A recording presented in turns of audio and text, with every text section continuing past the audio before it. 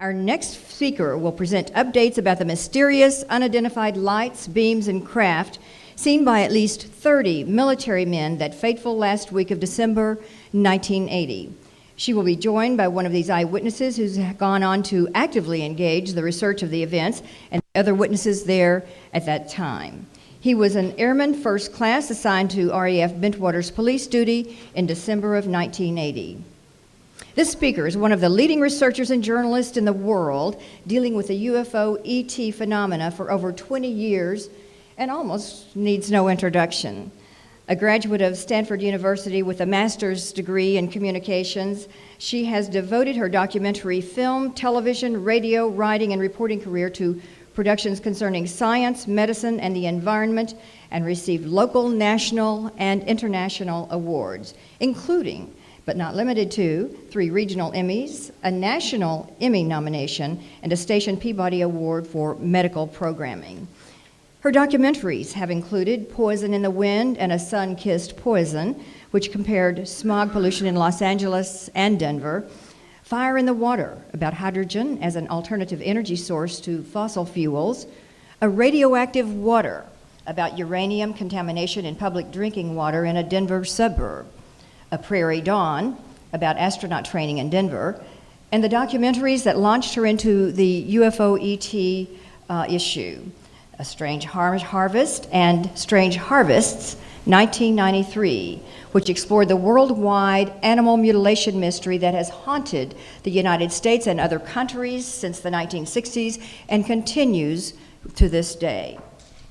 Linda Moulton Howe has also produced documentaries in Ethiopia and Mexico for UNICEF about child survival efforts, and for Turner Broadcasting in Atlanta about environmental challenges. And of course, last night, here at the X Conference 2010, she received the PRG Award for this year for Courage in Journalism. Please welcome Linda Moulton Howe and later John Burroughs to X Conference 2010.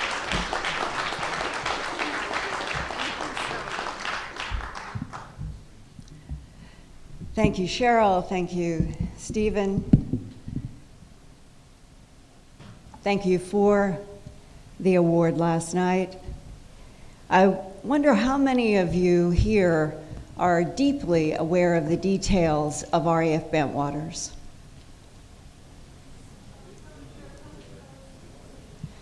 But in terms of a lot of research, you're not deeply aware. Well, I'm going to start with just setting the stage geographically a little bit in history, and then we're going to go deeper and deeper into some of the military voices from that time who have, in some cases, emerged only recently, and in one case, 2 cases, 2 men have said to me that I am the only reporter that they have talked with in 30 years, and that they were never debriefed once, no matter what they were doing at RAF Bentwaters, and that becomes a theme that you will know is sort of a large box of this incredible phenomena that you're going to see unfolding, that all of the men who were there in one night, there may have been at least 35 out in the forest with Colonel Halt. And yet, in terms of what we would expect on a major air base in December 1980 that was joint between the United States and the United Kingdom, there was only a policy of denial. It didn't happen. And yet all of those men and women, a few women were there, and you will hear from one today. They knew that they were not seeing a lighthouse or Mars or Venus or anything that was spread out into the media later on, as this could not be what people were saying. And from an investigative reporter's point of view, I personally think in many ways that RAF Bentwaters has the potential to be a leverage point that is greater than Roswell. So as we begin, I'm going to take you first, where is this place?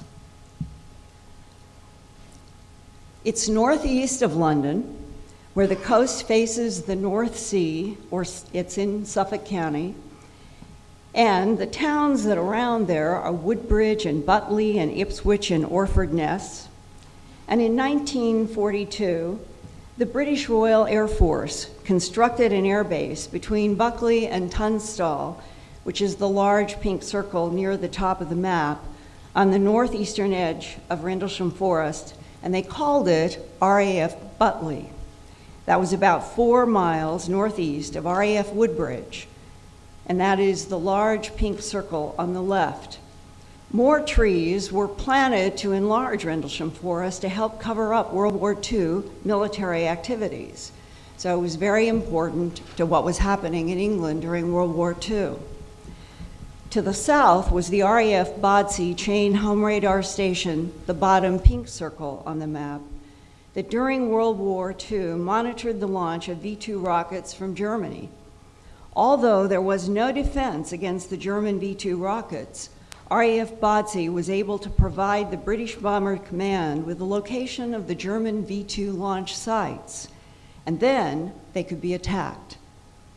East of Butley, at Orford Ness, which is the far right pink circle, that's where that famous lighthouse is, was an experimental Madre over-the-horizon radar station that was constructed in 1961 to monitor Soviet launches.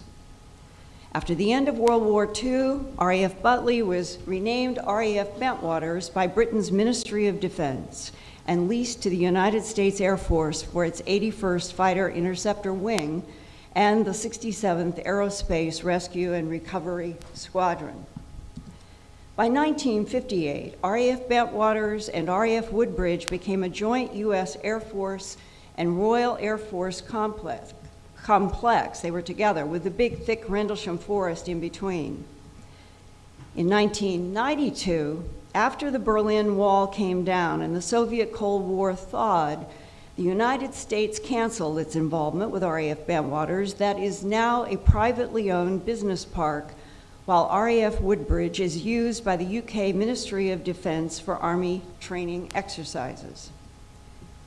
In this presentation, I'm going to focus on the highly strange events that took place over 3 nights and days from midnight of December 26, 1980, to sunup December 28, 1980.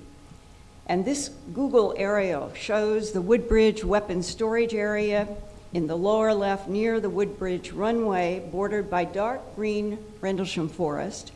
And at the far eastern end of the Woodbridge flight line is the famous East Gate. Beyond the gate is a British civilian's farmhouse called the Foley House.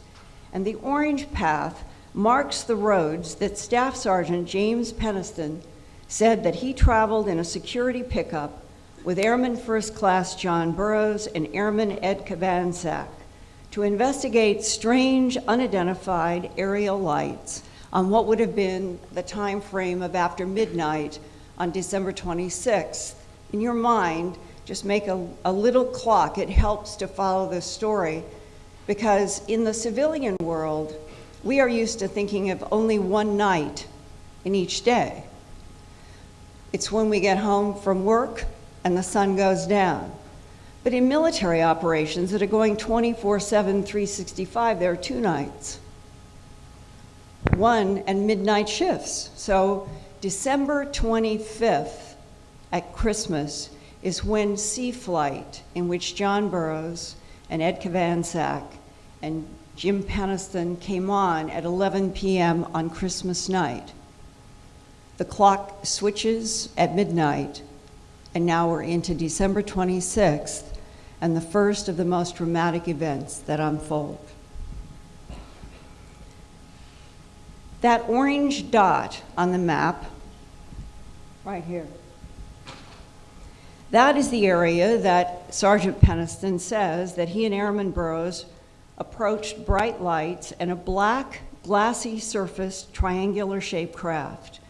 Between the Foley House and the farmhouse is the section of Rendlesham Forest where the mysterious lights, beams, and at least one craft phenomenon is described by many people, and occurred between December 26 to 28, 1980, and a piece of this story that many of you may never have heard about before, what happened 2 weeks later on January 9th, 1981, back in the same Eastgate section of Rendlesham Forest.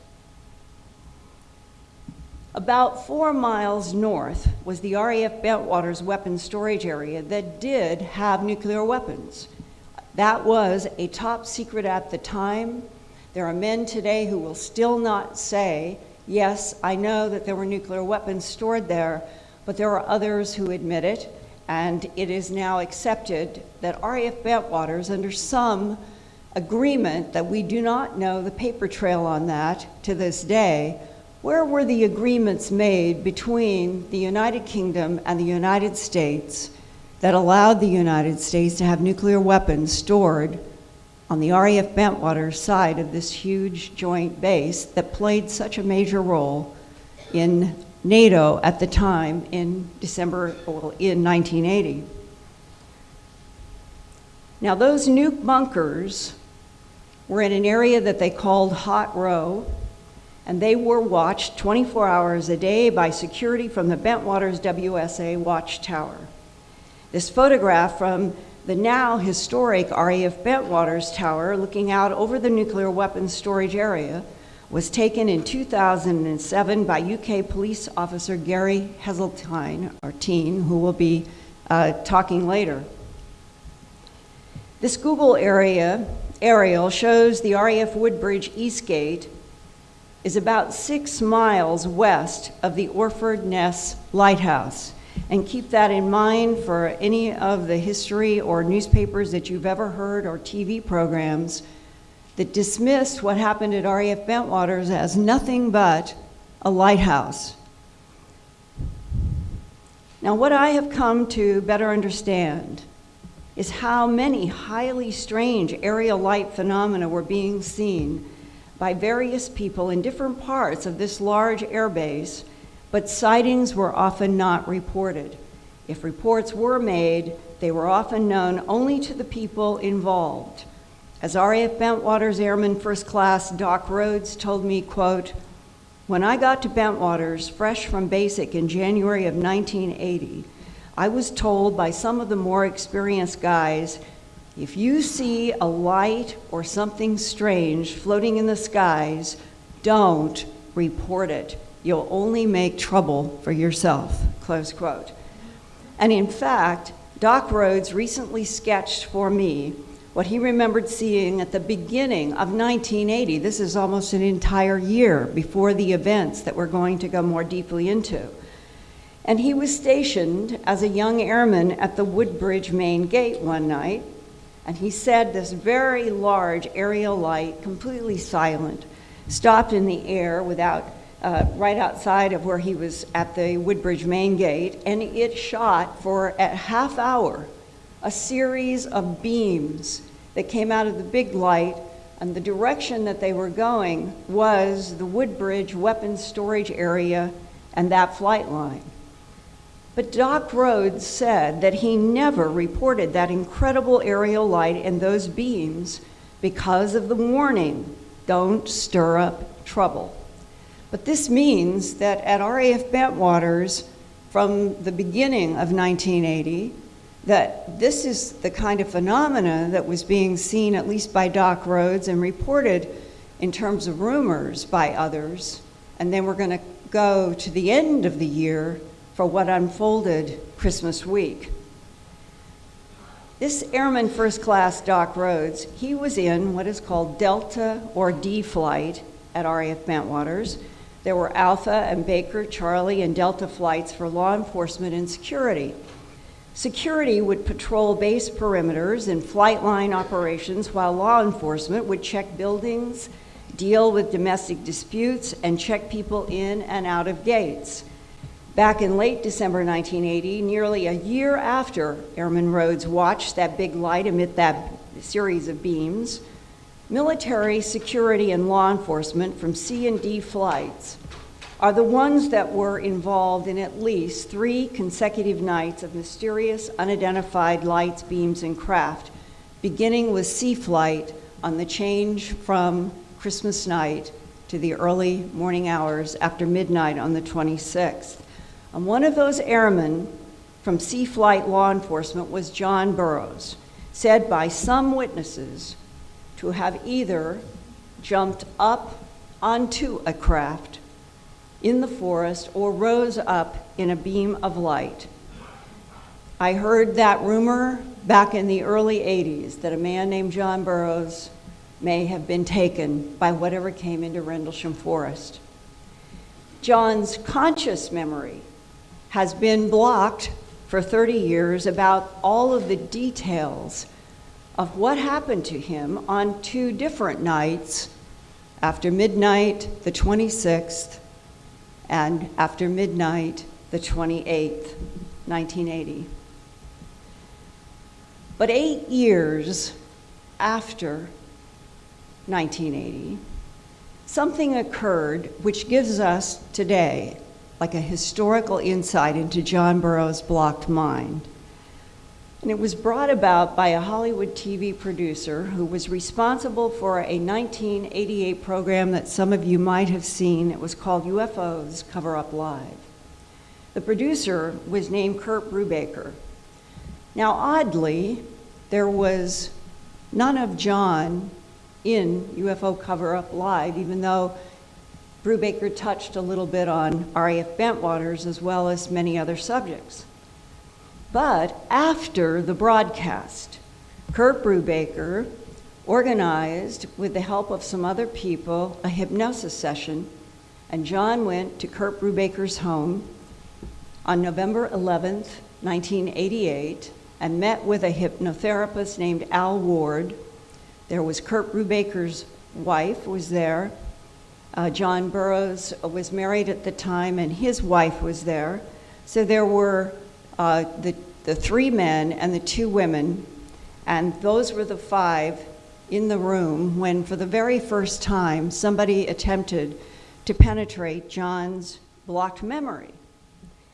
And what I'm going to show you, because I think it is important for you to get a feeling of what came out of this blocked mind under this first hypnosis session with John, 8 years after all of the phenomena in the forest, and then we will go further into the details in the military voices. And I want to explain that this was originally on magnetic tape. And over time, for those of you who have been experiencers with magnetic tape, you know it deteriorates. So you will see the classic deterioration of rainbows, but it does not take away at all from being able to hear a remarkable, as if John was provoked some way. He could not remember this consciously. But now I'm going to play for you what happened in his mind that day that has never been in public. You are seeing this as an audience with the Eureka Springs audience in April for the very first time.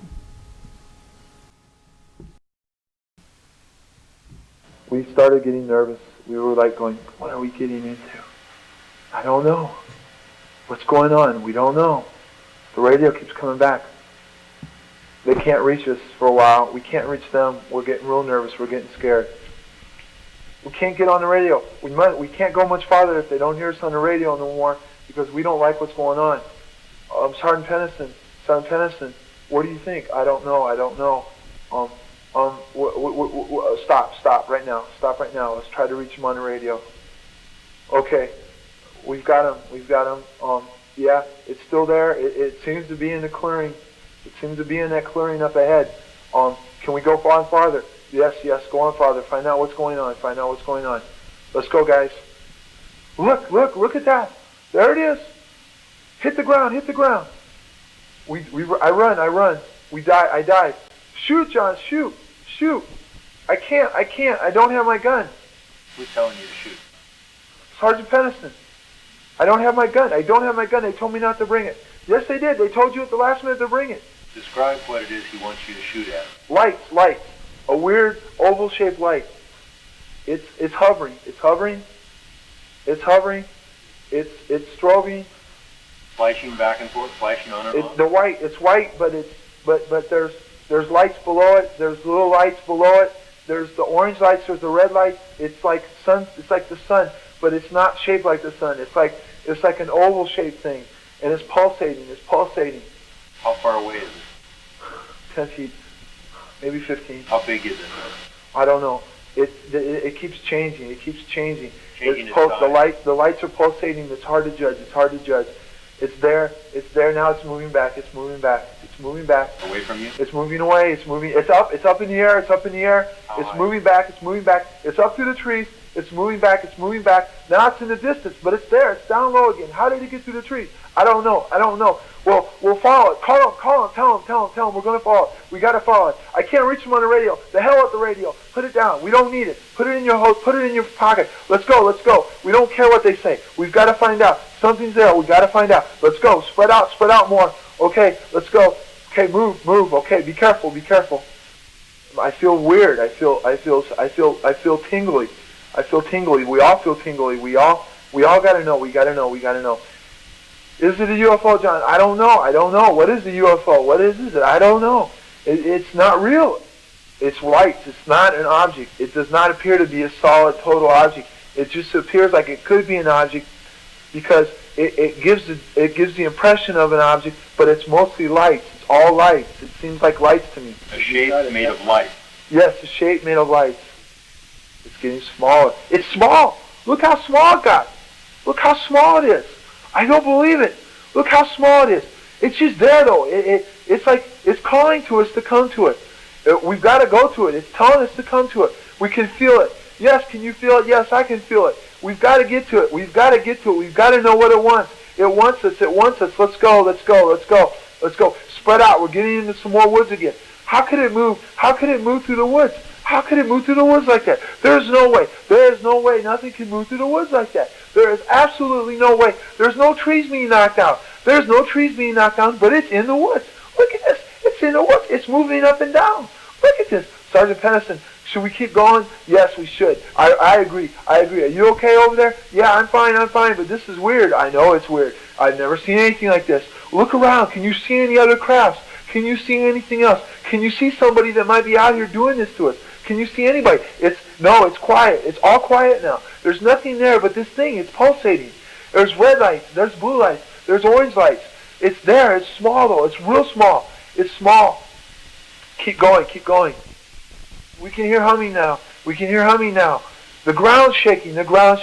This is weird. Why didn't we bring our guns? Could it be drawn to us? I feel like I'm being pulled. Something's pulling me. Oh God. Sergeant Pennison, what's going on? I don't know. It's pulling it towards us. Oh look, it just changed again. It's small. Now it's moving back. Look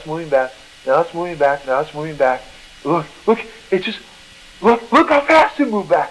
Look, it's a quarter mile back now. Let's start running. We can't let it get away from us. We got to know where it is. Okay, well, it's gone. Okay, security control, return to base. ETA back, I don't know. 30 minutes, hour, unknown. Okay, keep in radio contact. Okay, and we just start walking back. And I'm talking to him. Who's going with you? I'm talking. Sergeant Pennison and I and Bananchek. We're walking. Now we're walking back. Okay, what was it? I don't know. John, what do you think it is? I don't know. Do I look scared? You look pale. I don't know what I saw, John. I think it was a UFO. I don't know. I don't want to believe what I saw. He goes, you know, John, it seemed like we were there and all of a sudden we're here. Why couldn't we get radio contact with them?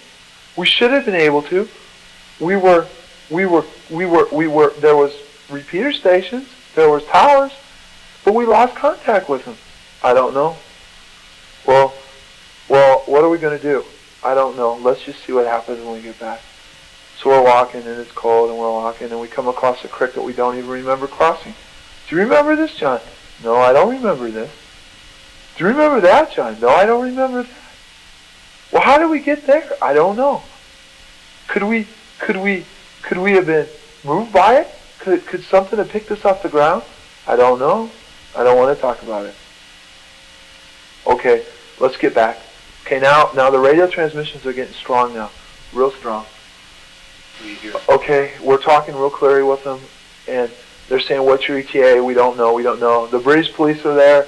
The shift commander's there. The flight chief for security flight chief's there. Our flight chief's there.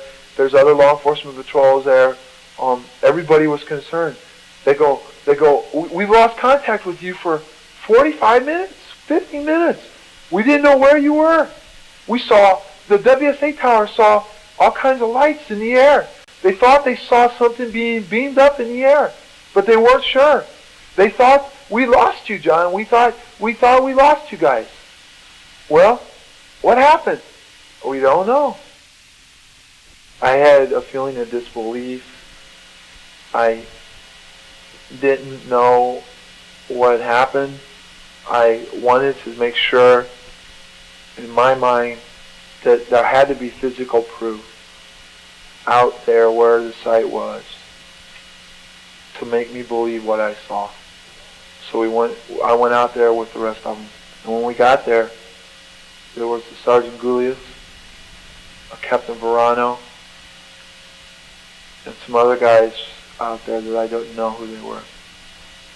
And we were asked to show what happened. And we went out kind of in the area where we first found this thing. And God darn it, there were tripods. There were 3 evenly spaced impressions in the ground, right where we saw this light. And I'm like, holy Jesus. And we're all looking at each other, and we're going, maybe we were not weirdos. Maybe something really did happen out there. So then we went, and there were tree limbs down. There was fresh tree limbs down. And there was some damage to the trees. And by then I'm like going, oh my goodness. Well, I'm going to myself, and Sergeant Tennyson, something happened. Oh God, I wish we could have recorded this. I wish we would have had more than just what we were there. I do too, John. We just experienced something probably that a lot of people never have and never will. We just experienced something that a lot of people never have and never will. And after that, John Burroughs and Jim Peniston returned to their Sea Flight shift commander, Lieutenant Fred Boran, who asked them to describe what happened. And Sergeant Peniston called the lighted object in the forest, quote, a craft of unknown origin, close quote. After debriefing, John Burroughs returned to his rented room in Ipswich to get some sleep during the day of December 26th. John woke up in the early morning of December 27th feeling like something had returned. Burroughs was told that D-Flight Shift Commander Bonnie Tamplin was driving in her Jeep when a blue light stopped the vehicle and entered the window, and that when the blue light moved inside of her Jeep and back out, the blue light scared Lieutenant Tamplin so much that she cried on her communications over the radio, and she was relieved of her duty. So even though John Burroughs in Sea Flight was off duty, he decided to return to Rendlesham Forest. He met Doc Rhodes at the D-Flight guard mount for the midnight shift into December 28th and got a ride to join Deputy Base Commander Charles Halt, who had organized a team of men and equipment to investigate the Rendlesham lights. Now finally, this is the night after midnight, December 28th, when there were at least 30-some men out in the forest. Colonel Halt is there. There are light-alls, Geiger counter. There's a lot of equipment and trucks. And now we're picking back up with one more short segment from the 1988 hypnosis session, which is the first time that John Burroughs, at least in his subconscious mind, remembered some details about what happened.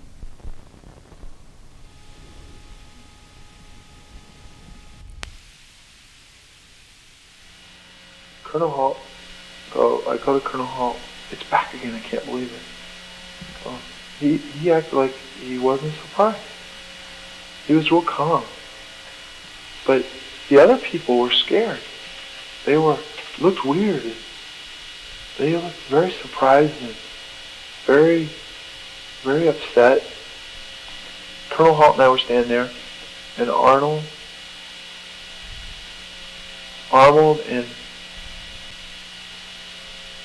and I were standing there, and he was good friends with Colonel Howe. Well, what happened, Colonel?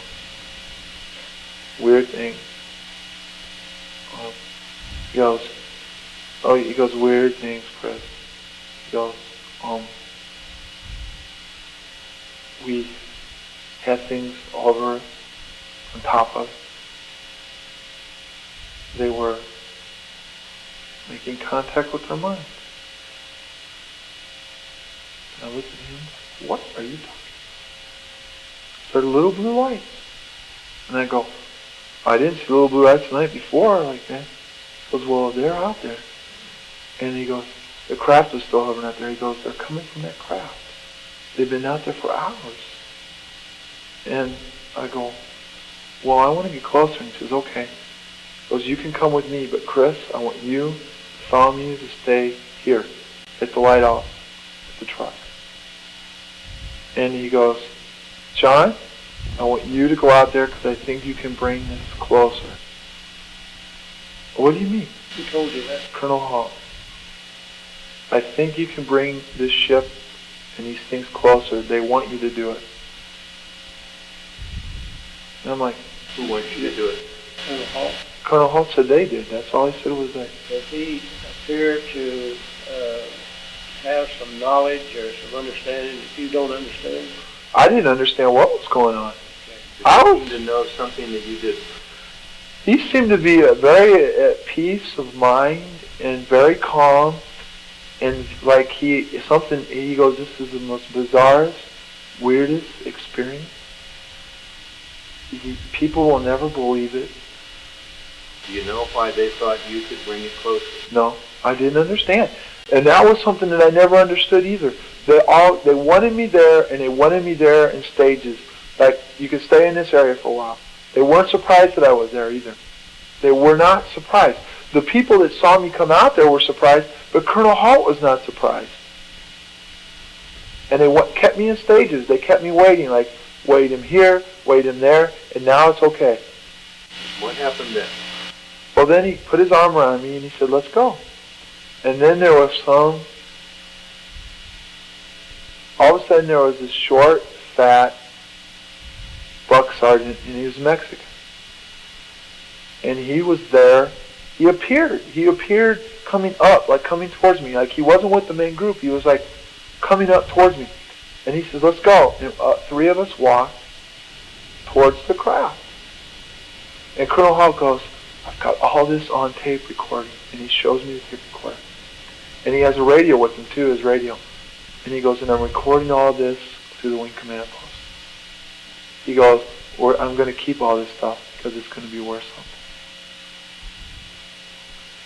And he goes, let's go. So we started walking.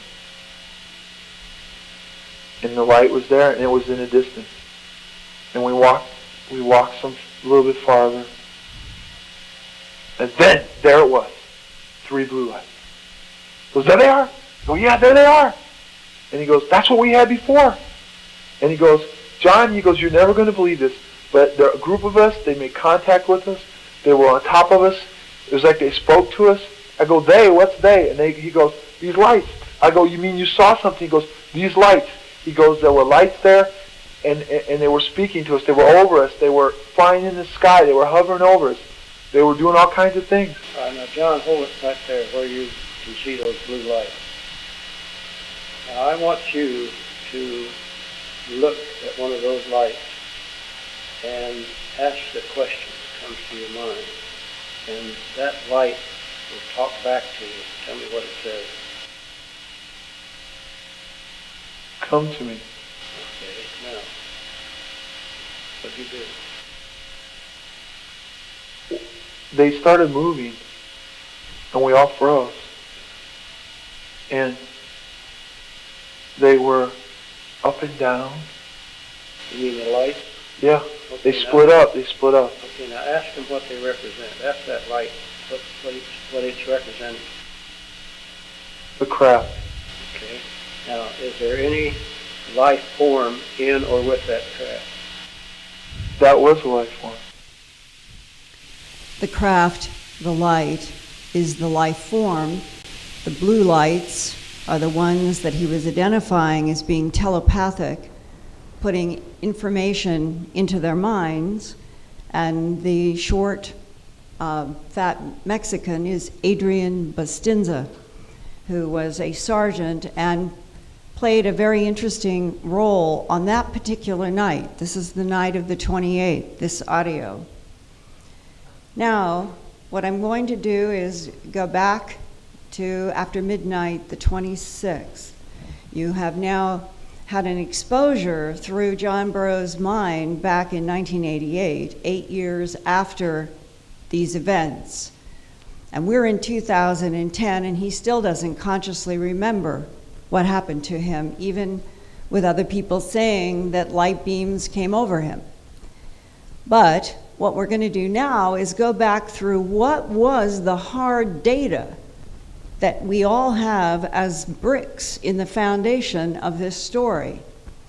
And let's start with the midnight, after midnight, December 26th. This is the night that John Burroughs and Sergeant Peniston and Ed Kvansak have gone out into Rendlesham Forest to try to find out first what are these odd lights. That was the first audio. And later on, Airman Burroughs submitted a handwritten statement about what he saw to the RAF Bentwaters Deputy Base Commander, Lieutenant Colonel Charles Halt. And here is an excerpt. This is John's handwriting. It was handwritten on January 2nd, 1981, about the December 26th after midnight event. The lights were red and blue, the red one above the blue one, and they were floating on and off. Because I never saw anything like that coming from the woods before, we decided to drive down and see what it was. We went down Eastgate Road and took a right at the stop sign and drove down about 10 to 20 yards to where there is a logging road that goes into the forest. At the road, I could see a white light shining onto the trees, and I could still see the red and blue lights. This would move back and forth, up and down, but the blue and white and orange would come out. And when it was sitting in one place, blue lights would come out of the beam and the white lights below. Blue lights would blink on and off inside the beam, plus the beam would be red and orange. A white light would come out below the beam in the trees, signed Airman First Class John Burroughs, 81st Security Police Squadron, Security Police Operations, Charlie Flight. John worked with a man named John Rackham in England to try to flesh out in a computer illustration that you're looking at now from his January 2nd, 1981 illustration and notes. Those notes in the illustration are one of the bricks of what we would call the first pieces of documentation and paper trail that we have going all the way back to that time. Now, John Burroughs told me that he was overwhelmed with the feeling out there in the forest with Jim Peniston and Ed Kvansak that, quote, something was not right in the air. He and Steffens drove back to the East Gate. They phoned a Sergeant McCabe to report the strange lights, and McCabe alerted the Central Security Control. That early morning of December 26, 1980, Staff Sergeant James Peniston was duty supervisor at RAF Woodbridge. So Sergeant Peniston drove to the East Gate in a truck with newly assigned Airman First Class Edward Kvansak to see for himself what was happening. Jim Peniston said after a call to the shift commander's office, he was told to proceed off base. This is now going off the base onto civilian UK property toward the mysterious lights with the two other security policemen, John Burroughs and Ed Kvansak. The three American men were told to leave their weapons behind to comply with the British Military Status Forces Agreement. In that 88 hypnosis session, John is saying that Peniston's saying fire on it, and John is saying, I can't, I don't have my gun. Back in Sergeant Peniston's truck, the men drove out of the east gate and onto the logging road that ran through Rendlesham Forest, and Peniston said the road was so full of potholes that they stopped. And then Ed Kavansack walked with Sergeant Peniston and Airman Burroughs into the woods until a light rose in the above Rendlesham trees. And John says the light was suddenly so bright that it made them all hit the ground in a military trained reaction. Is this something that's going to explode? What is it? They all hit the ground. And whatever it was started moving back toward the open field. After that, there was a lot of radio interference, and it was decided, according to Sergeant Peniston, that Kavansack should stay with the truck to relay communications while Peniston and Burroughs continued walking toward the lights. And Peniston was responsible for guiding this orange path in this particular aerial of what the path was going out this. You can see where they stopped, the vehicle stopped, and further on toward the farmer's field, that orange is the landing site that has been identified, at least for a long time, as related to the events on the 26th. John Burroughs and Sergeant Peniston also described feeling physically the hair on their arms and the back of their neck and their head stood up like a thunderstorm's electrostatic atmosphere. But it was a clear, cold night. There were no storms. According to Peniston's notebook shown here in his official written report, he and Airman John Burroughs got close to a highly strange craft on the ground. Peniston said, quote, triangular in shape, the top portion is producing mainly white light, which encompasses most of the upper section of the craft. A small amount of white light is appearing from what appears to be the bottom of the craft. At the left side is a bluish light, and on the other side is red light. The lights seem to be molded as part of the exterior of the structure that seemed to be landed on the forest floor, close quote. Strangely, John Burroughs to this day does not remember seeing Jim Peniston near such a craft. But Burroughs also knows that his mind is blocked when he thinks about the lights. John Burroughs also does not remember Sergeant Peniston having a camera, but Peniston says that he took 36 photographs on 35mm black and white film and sketched symbols in his notebook that were engraved into the craft's shiny black surface that he compared for me to onyx, black solid onyx.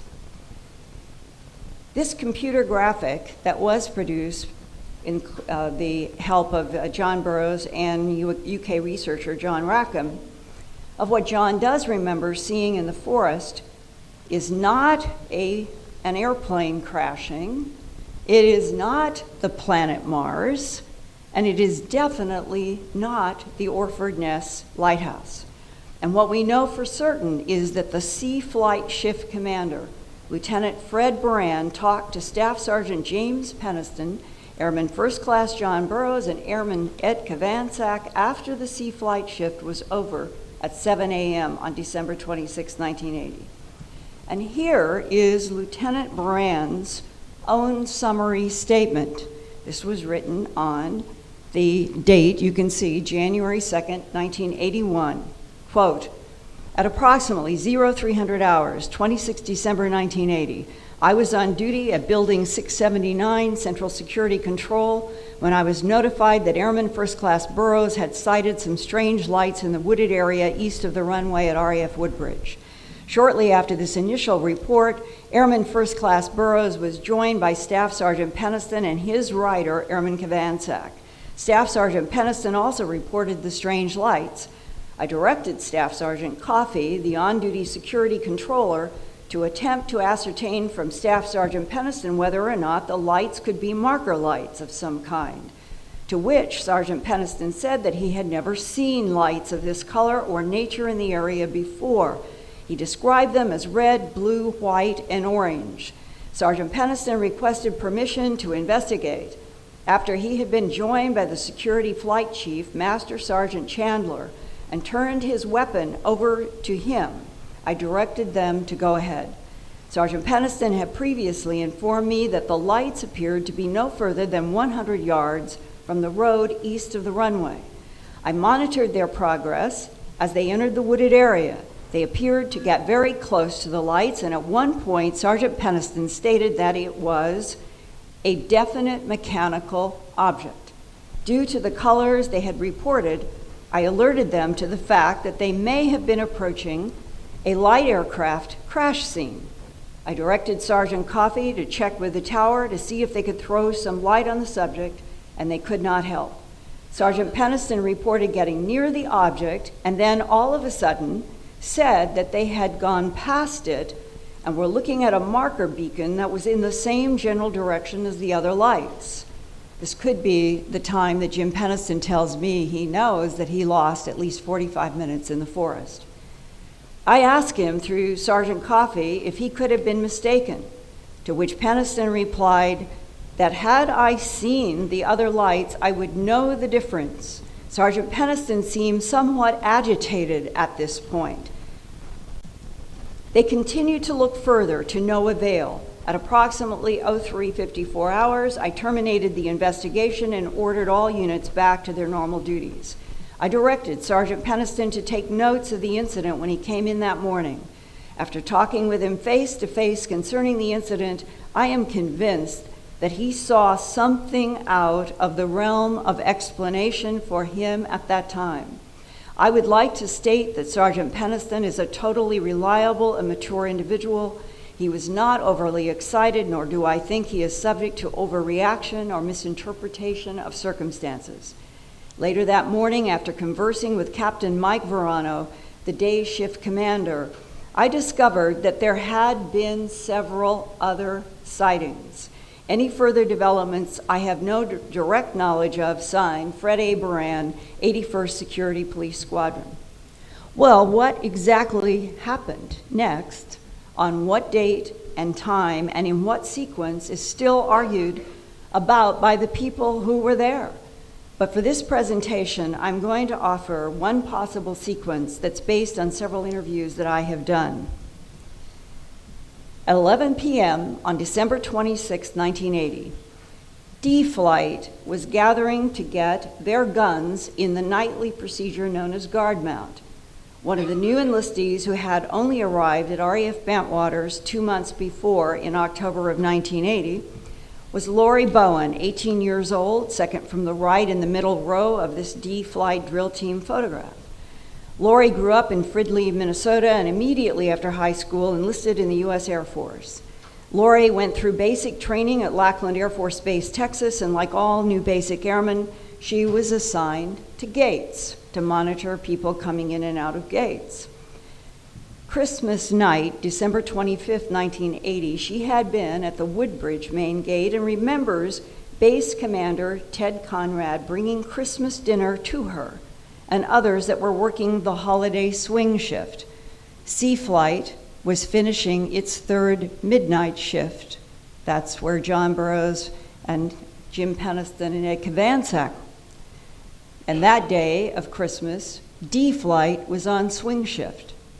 That means during the day, beginning for 3 days on the 26th to the 28th, C Flight, John Burroughs' flight, would be off.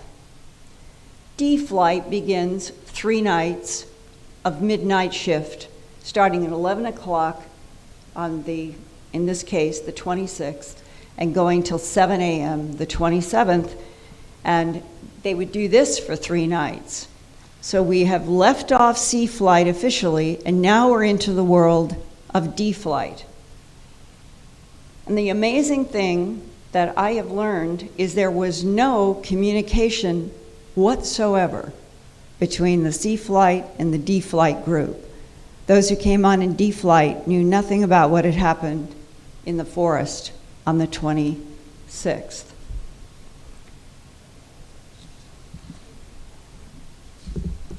Now, because Lori was a basic airman and she was not given the privilege of driving her own vehicle, Lori Bowen remembers that she's driven from the D-Flight guard mount and dropped off for a midnight shift at the East Gate, which would be after midnight, or that period as midnight goes over into the 27th. And this was not a normal procedure.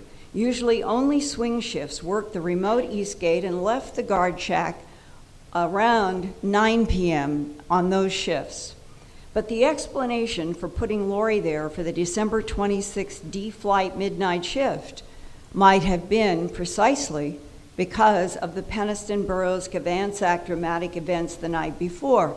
Lori said she and others in D-Flight were not told anything about the mysterious lights that C-Flight investigated, but apparently those lights and craft were being kept secret under orders from higher authority. And that same higher authority would want more eyes and ears on Rendlesham Forest in case those lights and a craft came back. And so now, Lori Bowen, 18 years old, is down here at the East Gate. She drew this, and you can see her down in the little, this was a little wooden 3 foot by 3 foot. Here she is. And she sees this big, huge thing. She compared it to a full moon come up. Here's the control tower. Here's the British Foley House. And 6 miles out here, this is the lighthouse. Thank you. I'm glad you're getting this. This is not this direction.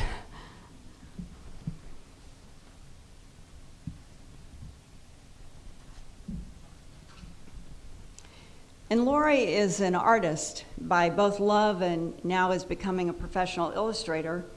And she did this drawing to give me kind of an overview of the landscape. And she also drew a close-up of this red, orange, fiery light.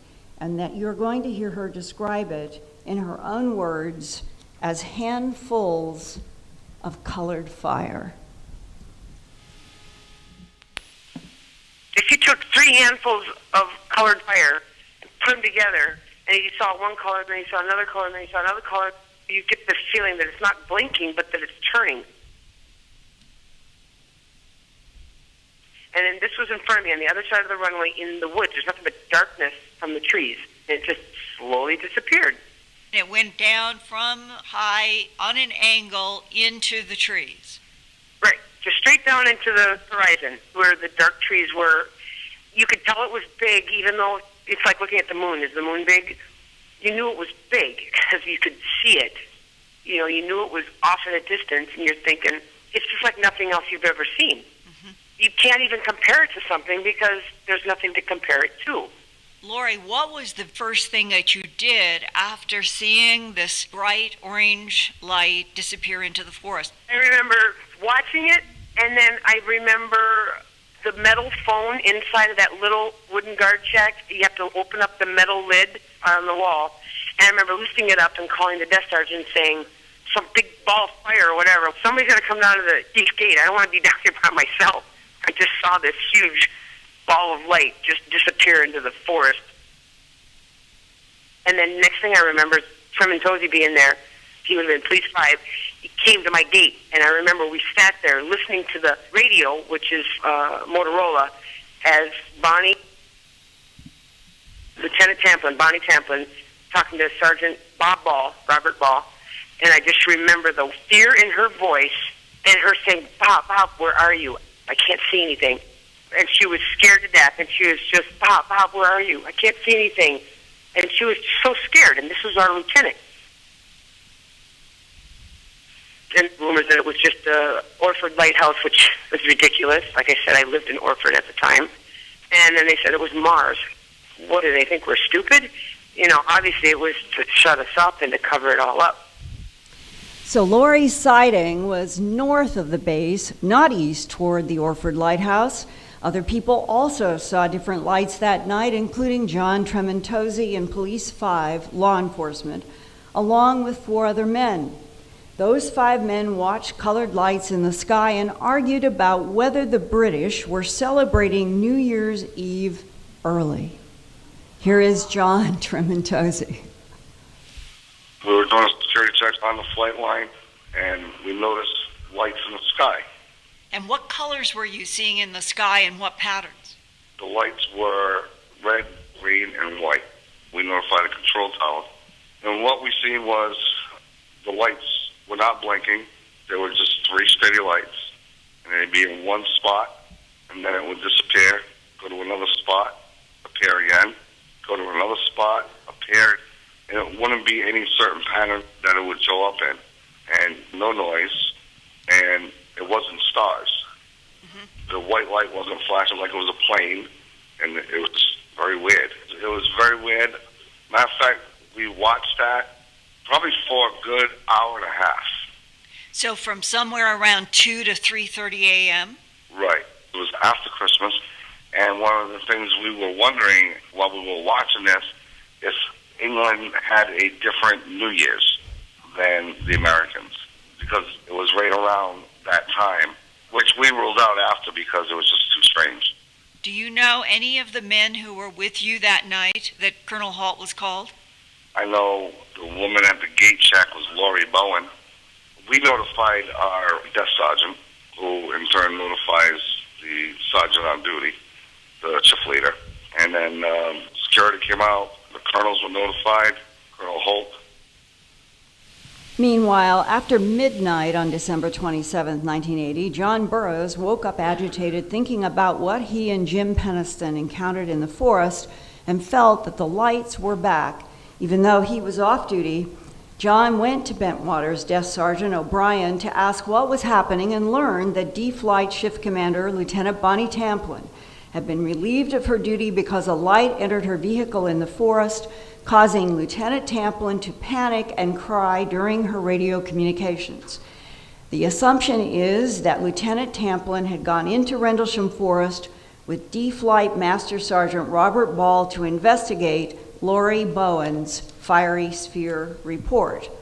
According to John Burroughs, even though his C-Flight was off duty December 27 to 28, when D-Flight was scheduled second midnight shift at 11, John Burroughs was there too. Filling in a few more facts from what he saw at the guard mount and his position at the East Gate that night is former Airman First Class Doc Rhodes. Doc and John Burroughs went through basic training together at Lackland Air Force Base in Texas, and they were good friends by December of 1980. Doc was surprised to see John Burroughs from Charlie Flight, along with several other C-Flight people, show up at what should have been only a D-Flight guard mount at 11 p.m. on December 27th. Doc went to Burroughs to ask what was going on. John told Doc he would explain more later about what happened to him, Penniston, and Ed Kovansak in the forest, but now John wanted to ride with Doc Rhodes in a patrol car to the East Gate because he wanted to get back into Rendlesham Forest.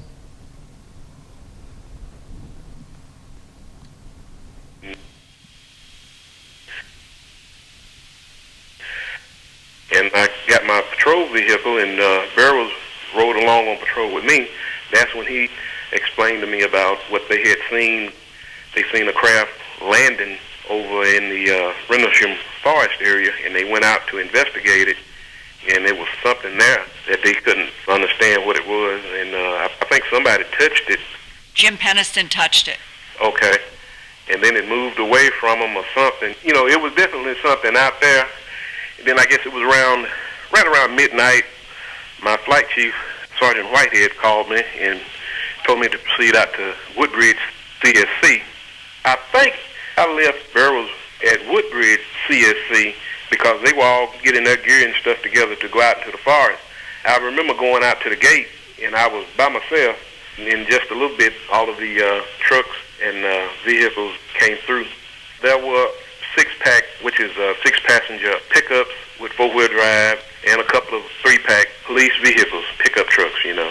Were there any trucks that had light-alls in them that passed in front of you at the East Gate? Oh, yeah. I think there were 2 or 3 pickups towing light-alls out to that site. everything that they took, they come right past me with it. And what did you think about seeing light owls going out into the forest? Well, I knew it had to be something going on because I had seen a lot of things floating around over there even before this incident even happened. So that was one of the reasons why I didn't go out there with them, because I was pretty sure that there was something out there.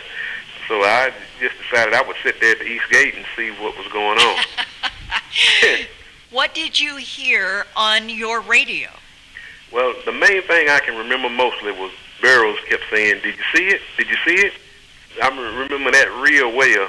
And then I think Colonel Holt or somebody tried to get him to hush up, which they did, you know. This went on for a pretty good while. Then eventually the light owl units went out, and the radios were just almost useless, you know. And then I've seen 2, 3, maybe 4 objects that look like big Roman candles that you shoot into the air, you know, the fireworks, but these looked bigger, and they were reddish, bluish in color, you know, real pretty in color. They came up over the tree line and hesitated for a little bit, and then they just zoomed off into kind of like a northeast direction. Then you knew they were not Roman candles. Right, right. Burroughs talked to me after the shift was over. What did he say? That it left a tripod impression in the ground, and it split up into pieces, and those pieces moved around through the woods and everything, and I think they got a little disoriented while they were out there. Now here is Sergeant Peniston's description of the craft that he says that he touched. It was a triangular craft. The fabric of the craft was black like glass, and then throughout the fabric of the craft there was some coloring varying from saucer shape to pie shaped circles that moved around the craft. Some were red, blue, some yellow, or orange, I guess more orange. John is still with me, and I started taking observations in the notebook to coordinate the time I was there and what my actions were. You are seeing what look like changing geometric patterns below the glass or above the glass? Predominantly below the glass on the underside of the craft, and then occasionally moving around the upper side. It appeared that the coloring was part of the actual craft fabric. It made no sense. I've never seen anything that had that type of effect before. Can you see through the black glass into the interior? No, it was fully opaque. As we approached it, though, that's when I stepped off measurements of the craft. It measured approximately 9 feet long. That's 3 long steps with my stride, and approximately 6.5 feet tall. Occasionally, you would get some movement of color throughout the fabric of the craft. Sometimes a small blob that was probably 6 inches across, sometimes 12 inches across, but they were very sporadic color. Circles that would change their size from something like 6 inches to maybe 12 inches when they moved over the surface of this dark black glass? That is correct. It's hard to describe, but I think what stands out in my memory is the blackness of the craft. If you took an onyx stone and you had an onyx stone that measured 9 feet long and 6 feet high, that's what you would see. Wow. Yeah, to say the least. It was very unusual. Were you thinking at that moment, this is not from Earth? I knew that it was not from any form of government. I mean, no Air Force on Earth. It was beyond our capability. Did you say to John Burroughs then, this looks like something from outer space? I looked at John and I said, I don't know how in the hell we're going to explain this. And do you remember what he said? John says, we have a UFO here. I says, we have something here. I said, I got to have quiet here. I had already paced it off. This is my second or third time I was walking around it, mainly in awe. Toward one side of the craft, there was markings on the craft, which were very unusual, probably 2.5, 3 feet wide. I was looking for a crew compartment or a window or something. I touched it, and the air temperature out there at the time was probably oh, I don't know, 34 degrees, something like that. It was very warm to the touch. And you were feeling heat and what else? Smoothness of the craft feels like glass, but it can't be glass. It's got to be metal, but it felt like glass. I was confused at that point because nothing in my training prepared me for what was going on. As I felt my way around the craft, I came upon the symbols that were on the craft and gave them a lot more attention, feeling each one, and then recording them in my notebook. If you had a sheet of smooth glass and you took a piece of sandpaper and you laid it on that glass, running from the glass to the sandpaper, that's how it felt. Did you have anything come into your mind in terms of thought or image? Well, did I feel an intelligence? Yes. But here's something that is odd. I lost track of John for like 45 minutes or so. I don't know where he was at. There was like a 45-minute gap of time there, which seemed like, I don't know, a couple minutes. I don't know what caused the distortion. When is your very next memory of John Burroughs? When the light on the craft started to generate to a more white, brilliant light, is when I backed away from the craft. John was maybe 15 feet away, 20 feet away, standing there. Because you were afraid of what was happening with this increasing light? I wasn't sure what it was going to do. I don't know, explode, or the craft lifted off the forest floor, went to treetop level, and took off at an extreme rate of speed, and nothing that I know of could be gone in a blink of an eye. I had this feeling, and the feeling was that there would be a return sometime of that craft. And I don't know, it was just a very odd thought. So that's December 26th after midnight. Now, before we go to John himself, let's listen to what Colonel Halt described about the beam of light that came down only a few feet from him. The object stopped overhead and sent down a beam. The best way I can describe it is a laser beam because the light did not radiate out like a normal light would do. It came straight down and fell at our feet, and we were quite concerned. The light was a very bright white light, probably 15, 20 inches in diameter when it hit the ground. It was right in front of us, less than 10 feet or 15 feet away. What happened at that moment? We stood there in awe, trying to, is it a signal? Is it a warning? Is it a method of communication? What do we do? And we just stood there for, 5, 10 seconds, maybe 15 seconds, and it was gone. I mean, it disappeared as suddenly as it appeared. It was so shocking that, wow. At the same time, we were picking up radio signals, continuously having problems with our radios on all three frequencies we were on from the weapons storage area, and they were indicating that they were over there. We could see objects in the sky over there. And I've later learned that there were some technicians from Communication Squadron working in the tower, as well as the tower operator, that observed some very strange things as far as lights and objects. Do you know for a fact with your own eyes that you were seeing a beam come down in the general area of the weapons storage area? I could see something, yes. There are multiple objects in the sky at that time, at least 4, if not 5 or more. Were they all white? No, they changed color. They changed shape from round to elliptical. Colors? Red, blue, and green, I think. Gosh, when the thing went overhead and the light approached us, stopped overhead, and it sent a beam down. Oh, my God, we all went into shock almost. How am I ever going to explain this? Nobody's going to believe this. This is a kiss of death for my career. And he says that to this day. And now he's mentioned that WSA tower operator.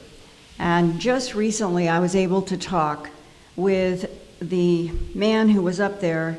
He was in 50 feet up in the WSA tower, looking over where the big top secret of nuke weapons was.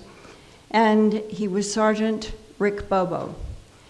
And Sergeant Bobo's priority was to report any threat to that WSA. He could call Broken Arrow, he could call Helping Hand, he could call anything. And if that occurred in an official way, it would have been an entire RAF Woodbridge Bantwaters event. Well, that night, he watched a large reddish-blue light in the sky that hovered stationary for nearly 2 hours. And he watched from this huge reddish-blue light that he compared to the size of a full moon, a little light come down out of it. And twice he called Central Security Control, and twice he is told it's being taken care of. Well, the being taken care of is apparently what he was also hearing on the radio, which was Colonel Holt and all of the men in Rendlesham Forest. But from Rick Bobo's point of view, this is one big thing, and it's near the WSA. What is it going to do, and why doesn't anybody come and deal with it there? Today, Rick Bobo is 52 years old and works in the Indiana Department of Transportation, the state in which he was born and raised. When Rick Bobo graduated from high school in 1975, there was a recession, jobs were scarce, and the next year he enlisted in the U.S. Air Force. He was sent to Lackland, Texas for basic training and ended up at RAF Bentwaters in early 1980. Recently, I talked with Rick Bobo by phone about what he saw and heard during his D-Flight security shift in the Bentwaters WSA Tower on what we think must have been after midnight on December 28, 1980. Here is Rick Bobo. It looked really big, and there was red and blue, and I did see something come down from it and went down into the woods. Was the big light still up in the air and something went? Oh, yes, yes. So it's up in the air and something went from it down into Rendlesham Forest? Yes. Okay, and how long were you able to see that reddish-blue large light? Oh, goodness. It was there a long time. Was there something about it that was highly strange in comparison to terrestrial lights? It just sat there. It didn't go anywhere. It just sat in one spot. I think you could have put a crosshair on it and it never would have moved. Wow. Never wavered. Well, Rick, did you ever see any beams of light come down from the bluish-red large light into either the Bentwaters weapons storage area, RAF Woodbridge weapons storage? Nothing came into Bentwaters. All right, just so you know that. Nothing came into the Bentwaters storage area.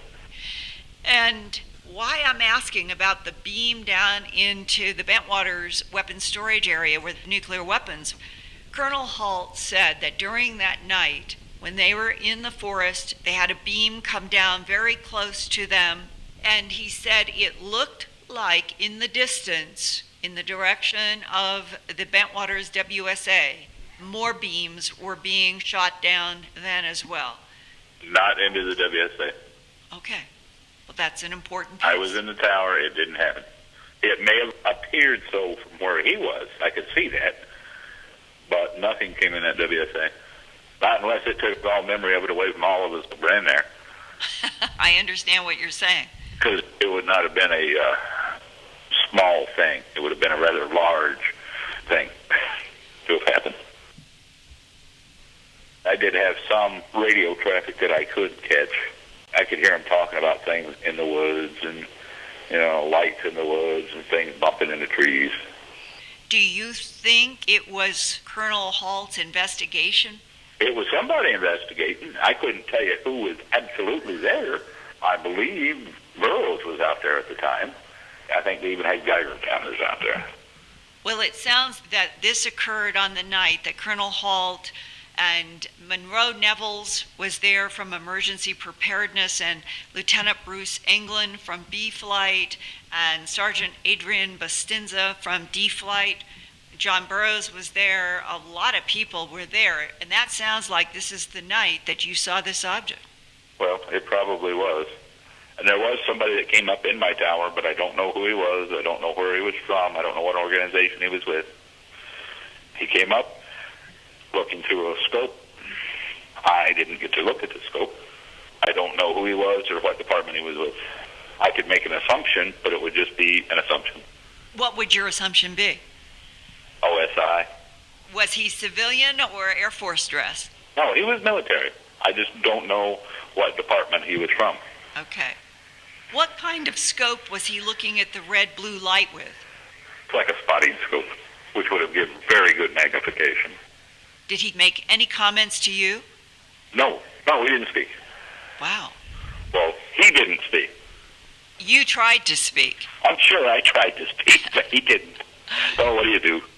Well, did you try to explain to him that you had seen a light leave the big red-blue light and go I'm sure down? I gave him every bit of information I had. Nobody else came up the tower. I had to let him up because I had my gate closed.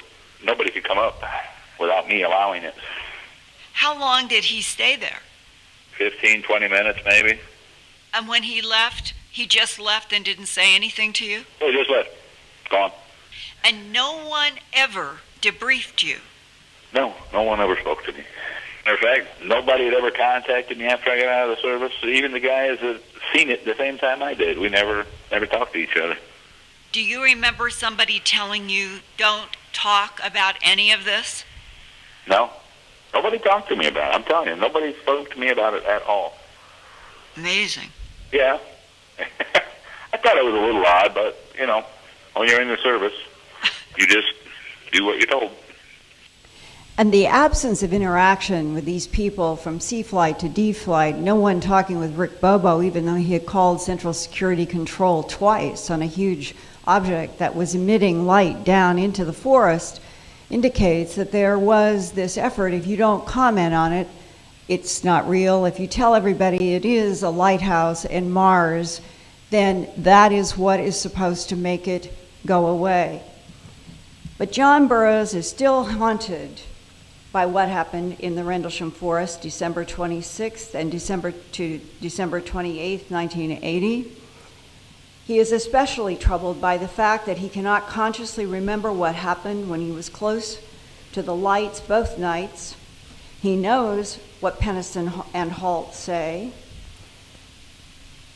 Here is an illustration that he did with John Rackham in England that shows Bustinza on the ground and John going into, or a light coming over him, because John talked with Adrian Bustinza later, after that night of December 28th, and Adrian Bustinza, depicted on the ground here, said, quote, "The lights pushed me to the ground, and I saw the red-orange light on top of you." John knows all the rumors about his jumping on a craft or being taken up in a beam of light and missing time. He still has strange dreams, can't sleep, and feels like something in his mind wants to come out. In 2008, John Burroughs contacted me about his anxieties and said he wondered if I could find some help through hypnosis. We're working on that. Some of you have seen a long program in which we have gone into some work with John. But what I'm going to do now is give you a brief background on him and then introduce my friend and colleague.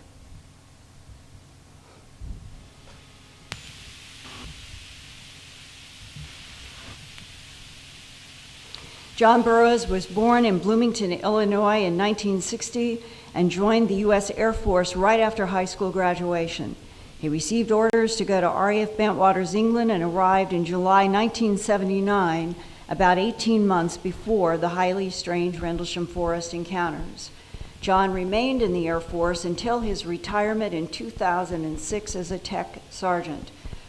Right from the beginning, John Burroughs and Sergeant Jim Penniston saw what they could not explain, and something happened to their minds, either in the forest, in military interrogations, later on, or both. The results have been blank or confused memories. The two men were right next to each other in the forest, but do not remember the same details. And I now want to introduce my friend, colleague, and the former RAF Bentwaters Airman First Class, John Burroughs, to tell you what he does remember.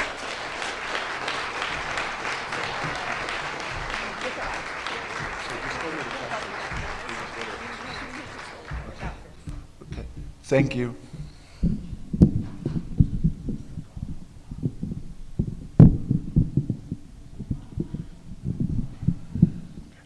First of all, I'd like to thank Linda Howe, because there's been a lot of different people that have done work on this, but she's continuing to work.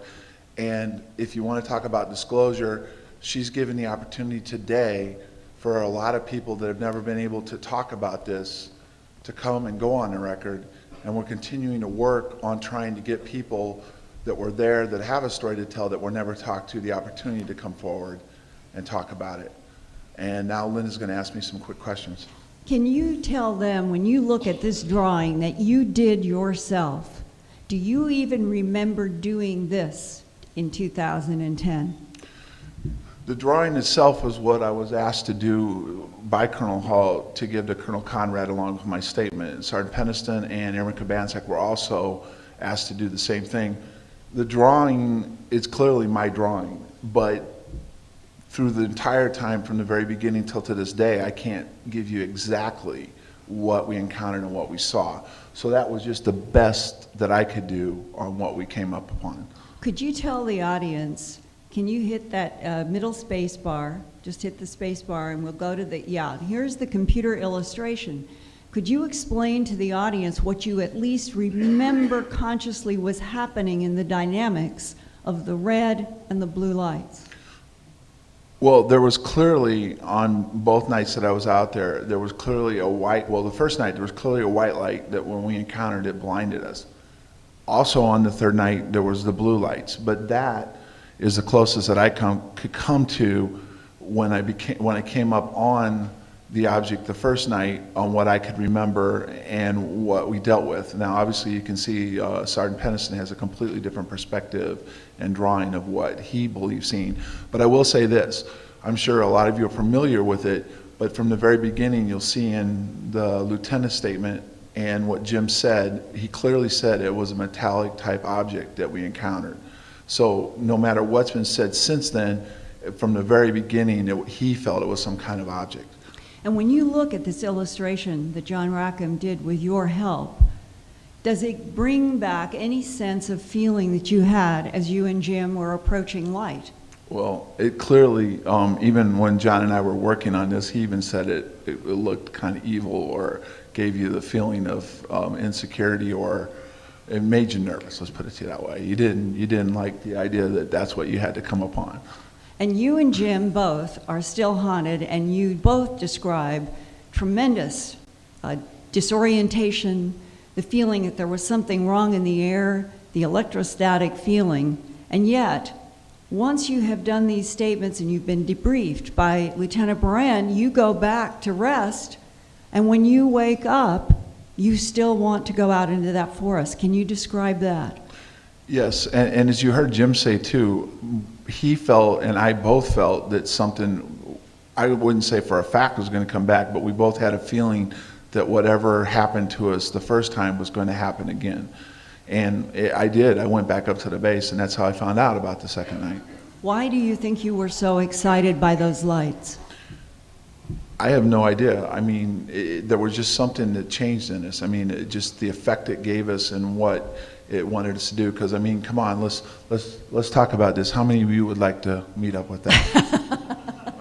I mean, I can't tell you honestly that if I knew something was about to happen and that was what it was going to be, like Doc said, I really wouldn't want to be out there and dealing with that. Now, can you go to, when you go to see the Desk Sergeant O'Brien, because you are anxious, you feel an excitement that something has returned and you want to get back into that forest, talk about that conversation with O'Brien. Well, the interesting thing that stuck out to me was the fact that he described that the lieutenant got very shaken up by it and was upset by it. And then what you heard Lori say was that when she heard her and Sergeant Ball out in the woods, again, that she seemed quite excited and upset. So again, to me, it just tells you whatever we encountered had an effect on you and could cause you to have feelings that, you know, that weren't normal and that you didn't feel right. And it's a fact that Lieutenant Tamplin, the D Flight Shift Commander, lost her gun? Well, that's something that, I'm sorry? Oh, okay, I understand. Yes, the fact that the Colonel Halt brought up the issue that she may have misplaced her weapon that night, yes. But she was definitely frightened. And to hear Tremontazzi and to hear Lori Bowen talk about hearing their D flight shift commander so panicked on the radio, and that she apparently was relieved of duty and may have been relieved of duty as D flight shift commander for forever. That's what we're trying to find out. Right, that's what we're trying to find out right now. Now, if RAF Bentwaters had nuclear weapons in its weapons storage area, John, where do you think it's likely that the wing command audio tapes, because they were taping everything 24/7 every week around the clock, where would they have gone? Well, here's the thing. When I first saw the initial report and I heard Captain Verano say what he said, there at no point did and I was out there on 2 different nights, I was out in the Lighthall area, did I see any cameras taking movies or taking pictures of it. And this is 1980, it's not today where you carry around a little camera. So I immediately felt that they were the audio tapes, and Colonel Hall had told me that had been done. So obviously, after all this, I'm sure they went over to Ramstein, because I mean, that's what Captain Verano said, and I've always stated that if those tapes were ever released, you'd get a very clear understanding what took place over those 3 nights. Do you think it's likely that they are over in the National Security Agency in Fort Meade? Well, obviously, if they did an investigation and that's the agency that handles it, that's I'm sure where they are right now. Now, can you go to what happened in your own life after December 28th?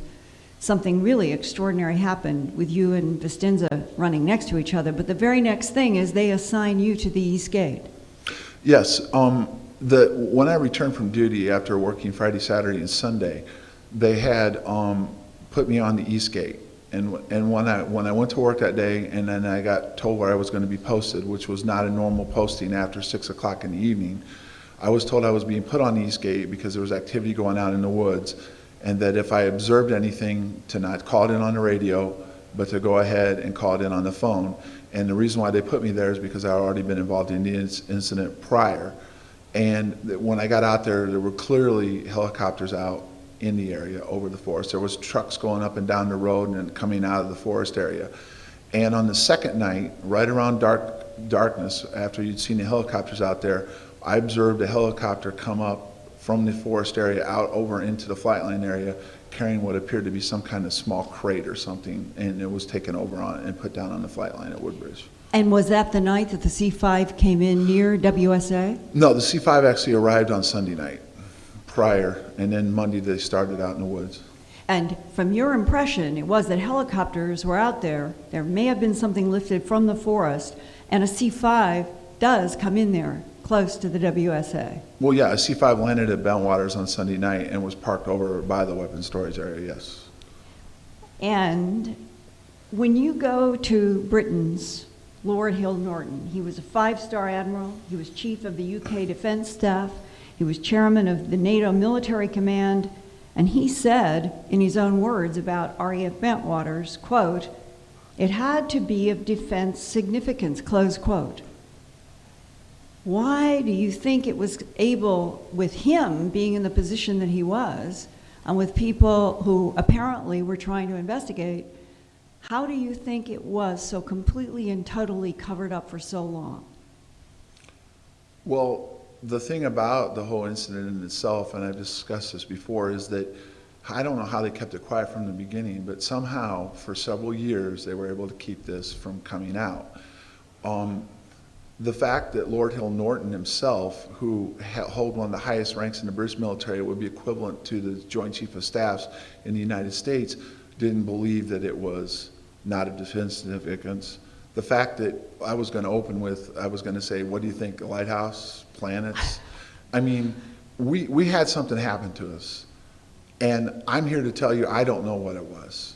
And when you go into disclosure, to me, if you're on duty, you've raised your right hand for your country, you've taken an oath, you're out there defending your country, and you have something happen to you, and you've heard from Sergeant Bobo and some other people, there's been a few that said they were brought in and interrogated, which why would we be interrogated if we were doing our job? And why would he be completely ignored? And why would the rest of us be ignored? It's clear to me that we weren't taken care of. Okay, and we can go back and forth on who saw what happened, why they saw it this way, why I saw it that way.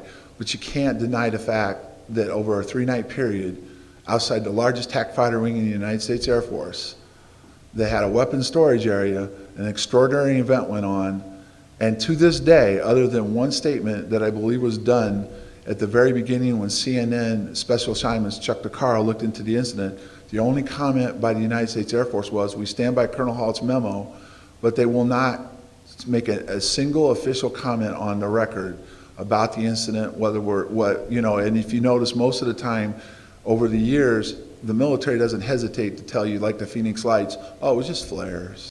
And in this case, it was a lighthouse in the wrong direction. Right. Well, that was what the skeptics say. Yeah. We're out there, and according to Colonel Halt, as he's standing there and the beam of light's coming down to his feet and he's going, "This is unreal," he was completely fooled by the lighthouse. Yes. Now, former UK Prime Minister Margaret Thatcher told journalist Georgina Bruni, quote, "Yes, Bentwaters happened, but we can't tell the people," close quote, the title of her book. What do you think, just speculating, that Margaret Thatcher and the various need-to-know agencies in the United Kingdom and the United States know about what happened in the Rendlesham Forest that the rest of the world cannot know?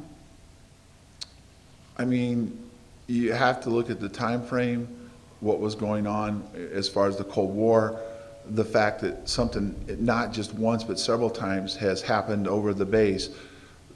I'm not sure, to be honest with you, if they really know what happened to us. This is one of the few times to me that I don't spend a lot of time looking at our incidents, that no one has been willing to come on the record and say really what happened or didn't happen to us. And they refuse to, discredit us, not the Air Force itself, Department of the Air Force. So maybe they don't even know what happened to us. Maybe it's a mystery to them.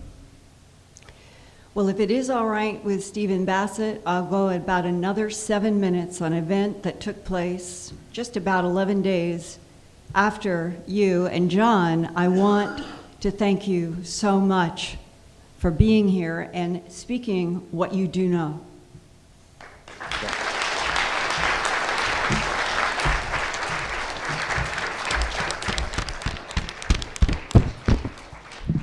And if it is all right with everybody, I'm just going to do a kind of epilogue close because I think this is important. It did not end on December 28th, but nobody knew about what happened on January 9th until one of the airmen named Steve LePlume contacted me about 3 years ago. We did one interview, and then he heard about Colonel Halt's statement in June that it was extraterrestrial in origin, and he contacted me again. And for those of you who have been following my work on Coast to Coast, I have done a lot of reports with some of these interviews, and I'm going to continue doing them. And what I want to share with you now is what did happen out in the same Eastgate area after John and the others' experience.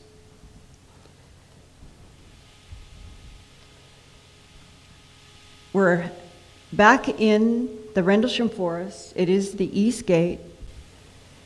Here is Steve LePlume. He was born in Leominster, Massachusetts on July 14, 1962.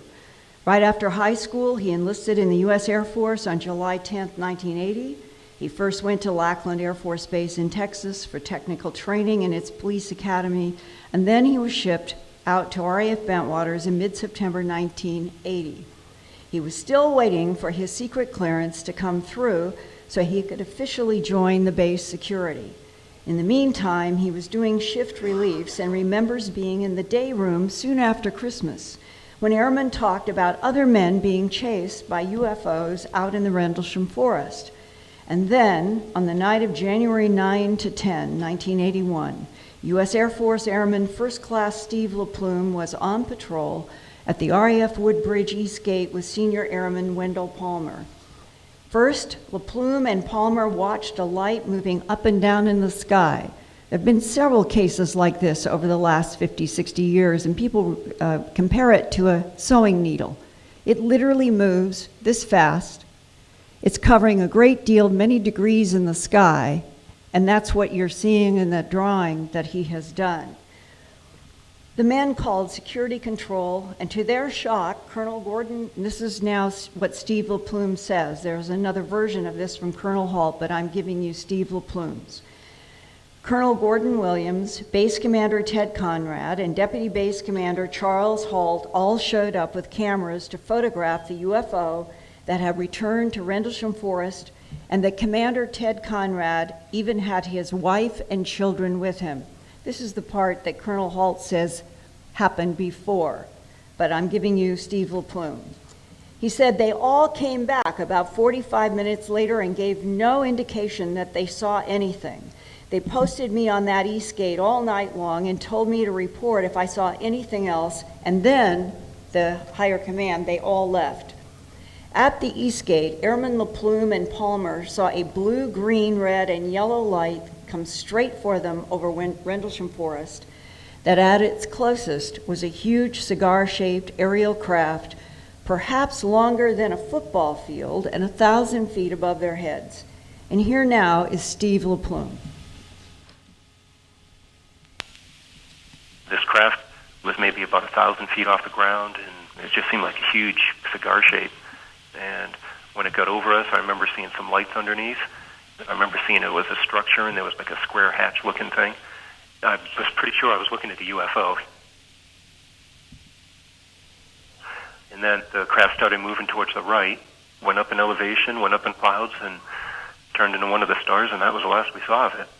Palmer looked at me, and I looked at him, and he said, "Do you want to call that in?" And I said, "Hell no," and he said, "Okay."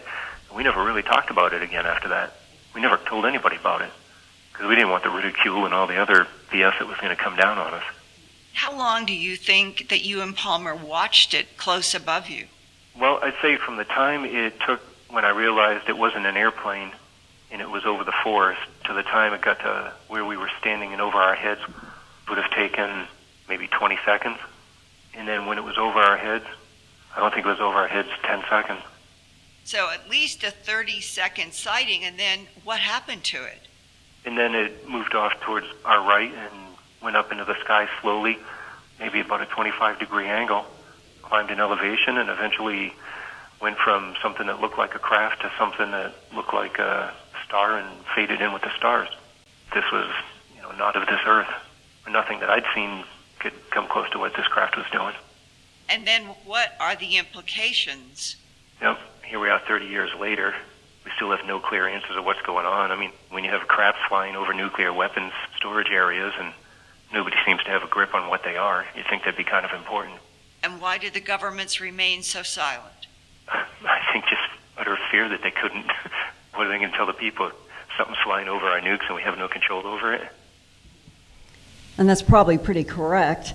And in 1997, Jim Peniston gave me permission to share some of his December 26, 1980 Rendlesham Forest experiences in my third book, Glimpses of Other Realities, Volume 2, High Strangeness. After his and John Burroughs' encounter with the lights and craft, Sergeant Peniston told me that he received a call to report the first week of February 1981 to the orderly room at the 81st Security Police Squadron at RAF Bentwaters. There, Major Malcolm Zickler ordered Peniston to report to the Air Force Office of Special Investigations for a meeting to tell his story to an AFOSI special agent and a U.S. Air Force major, and Jim says he thought that there was a man there from the United States National Security Agency. Back in 1997, Peniston told me that he deliberately knew that he had not told everyone about the symbols, reaching out, putting his fingers in the engraved, and he had not talked much about what had happened in the interaction with the lights. He thought as long as he said it is only a craft of unknown origin, they would leave him alone. But apparently, the intelligence agents knew Sergeant Peniston was not telling the full truth. Why? He doesn't know. But they gave him a release to sign so that he could be given sodium pentothal. Sodium pentothal is a barbiturate that induces unconsciousness smoothly and rapidly and has been called truth serum when combined with hypnosis. After the Bentwaters sodium pentothal hypnosis session was over, no one told Peniston anything about what he had said, but it lasted at least 3 hours. Finally, 14 years after that, in 1994, Jim Penniston underwent hypnosis on his own with a hypnotherapist to see if he could penetrate more details about these haunting dreams that still drive him crazy to this day. And that he wanted to know what happened during the military sodium pentothal hypnosis that might have done, from his point of view, one of his biggest worries. Did they erase his memory in some way, tamper with his memory, put something in his mind, and this was what drove Jim Penniston to do this hypnosis. I was given an audio cassette of that 1994 session to transcribe, and that transcription is included in my 1998 book, Glimpses of Other Realities, Volume 2, High Strangeness. Jim Penniston's Bentwaters interrogators ask about the glowing lights and craft that he had earlier up to that point of the question not described to anyone. They are asking me if I see binary code. I see the binary code. They are time travelers. They are us. Hypnotherapist. How far in the future? A long time, very long time. Well, what do they need? Not sure, but it has to do with chromosomes or something like that. How do they get it? They take it. From where? From the other people's bodies. The time travelers were interrupted in Rendlesham Forest. They are having problems. The odds are against them. You touch the symbols and you set off a program? Yes, the craft was repairing itself. All they wanted was a place to stay while it repaired itself. And by touching the symbols, you disrupted the repair program. I activated a binary code. The two government men want to know why. They ask me if I ever had any other encounters with the lights and time travelers before, and I haven't. 1994 hypnotherapist. Are they using us something like breeding stock? No, like Band-Aids. Do they ever take fetuses? If it is task, they do. There are different ships for tasking. The government agents know about this. They know they want to contain the situation. They see that you are requiring damage control. Yes, they see me and John Burroughs, and they're worried about Colonel Holt. They know all about us. What are the intelligence agents going to do with you? They tell me when I was at the East Gate with John, they have 5 different stories to tell. It's important to scramble dates, which confuse and undermine the consistency of eyewitness testimonies, so no credibility can be had with the public and the media. They're going to give me a warning. They tell me that I will hurt the world. It will breach national security and can destroy the system, cause wars, chaos in the streets. That's why it's important to keep it quiet. But it doesn't make any difference if I talk about the story because it's just too unbelievable. Close quote. Perhaps, like human time capsules, John Burroughs, Jim Penniston, Adrian Bustinza, Colonel Holt, and others have embedded within them pieces of truth about an incomprehensible future. Or they contain pieces of lies that keep humans controlled by illusions. Either way, whatever penetrated the Rendlesham Forest in December of 1980 is still reverberating 30 years later with so much power that John Burroughs cannot forget the haunting, seemingly telepathic lights and the question, what is their source? What if the key to the Rendlesham Forest mystery is a tangle of past, present, and future timelines that are in a knot? If the knot is untied by advanced technologies, what happens to past, present, and future? Are we unconsciously in the ultimate paradox? We are they are us. Life on Earth is not guaranteed, but the mysterious telepathic lights and their makers are using us to survive. And does our ignorance of them and the timeline not allow the manipulation of us by the time travelers? If we humans became conscious of the time manipulation efforts, would our consciousness change the future to survival or to extinction? Does the UFO phenomenon keep us dumb and blind to prevent our interference in their efforts to unravel past, present, and future? I leave you with that question among a million questions, and hope that I can keep, with John's help and others, reporting as we keep going deeper and deeper in what I think could end up being a leverage point for a much bigger truth in this revolution as we are heading deeper and deeper into the 21st century. It's been a privilege to be here today, and I thank you very, very much, and I thank John Burroughs.